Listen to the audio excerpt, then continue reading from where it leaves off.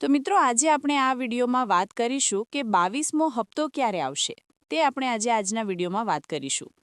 તો મિત્રો શરૂ કરીએ. તો દેશભરના કરોડો ખેડૂતો માટે મોટી રાહત સમાન પીએમ કિસાન યોજના હેઠળ 2000 રૂપિયાનો 22મો હપ્તો ફેબ્રુઆરી-માર્ચ 2026 દરમિયાન જમા થવાની અપેક્ષા છે. ઘણા ખેડૂતો પહેલાથી જ પોતાના ખાતામાં રકમ ક્યારે આવશે તેની રાહ જોઈ રહ્યા છે. જો તમે પણ આ હપ્તાની રાહ જોઈ રહ્યા છો તો પાત્રતા અને લાભાર્થી યાદી હમણાં જ ચકાસવી જરૂરી છે.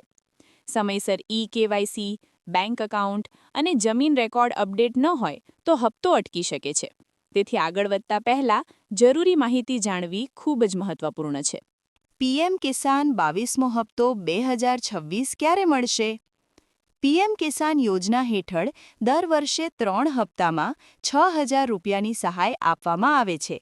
દરેક હપ્તામાં 2000 રૂપિયા સીધા ડીબીટી મારફતે ખેડૂતના બેંક ખાતામાં જમા થાય છે.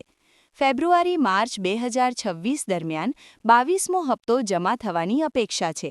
સત્તાવાર જાહેરાત બાદ ચોક્કસ તારીખ જાહેર થશે. ખેડૂતોને સલાહ આપવામાં આવે છે કે તેઓ પોતાનો સ્ટેટસ અને બેંક વિગતો હમણાં જ ચકાસી લે. કોણ છે પાત્ર? પીએમ કિસાન યોજના માટે યોગ્યતા.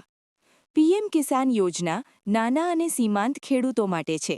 સામાન્ય રીતે નીચેની શરતો લાગુ પડે છે. ખેડૂત ભારતીય નાગરિક હોવો જોઈએ. ખેડૂતના નામે કૃષિ જમીન હોવી જોઈએ. સરકારી નોકરીદાર અથવા આવકવેરા ભરનાર પાત્ર નથી. જમીન રેકોર્ડ રાજ્ય સરકારના ડેટામાં નોંધાયેલ હોવું જોઈએ. યોગ્યતા પૂર્ણ ન થાય તો હપ્તો અટકી શકે છે. લાભાર્થી યાદી કેવી રીતે ચકાસવી? ખેડૂતોએ સત્તાવાર પોર્ટલ પર જઈને પોતાના ગામ અને જિલ્લાની વિગતો દાખલ કરીને લાભાર્થી યાદી ચકાસી શકે છે. લાભાર્થી યાદીમાં નામ ન હોય તો જરૂરી સુધારા માટે સ્થાનિક કૃષિ કચેરીમાં સંપર્ક કરવો જોઈએ. કેવાયસી પૂર્ણ ન હોય તો પણ હપ્તો અટકી શકે છે. કેવાયસી કેમ જરૂરી છે? પીએમ કિસાન યોજના માટે કેવાયસી ફરજિયાત બનાવવામાં આવી છે.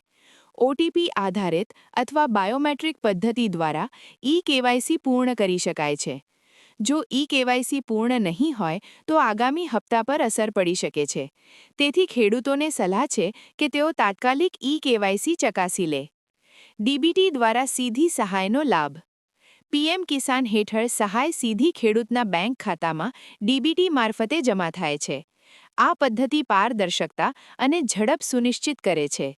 ખેડૂતોએ ખાતરી કરવી જોઈએ કે તેમનું બેંક ખાતું સક્રિય છે અને આધાર સાથે જોડાયેલ છે. તો મિત્રો, તમને આ વિડીયો પસંદ આવ્યો હોય તો વિડીયોને લાઇક કરો અને શેર કરી દો. અને મિત્રો, તમે ચેનલ પર નવા હો તો ચેનલને સબસ્ક્રાઇબ કરી દો. મળીએ આગળના નવા વિડીયોમાં. ત્યાં સુધી જય હિન્દ, જય ભારત.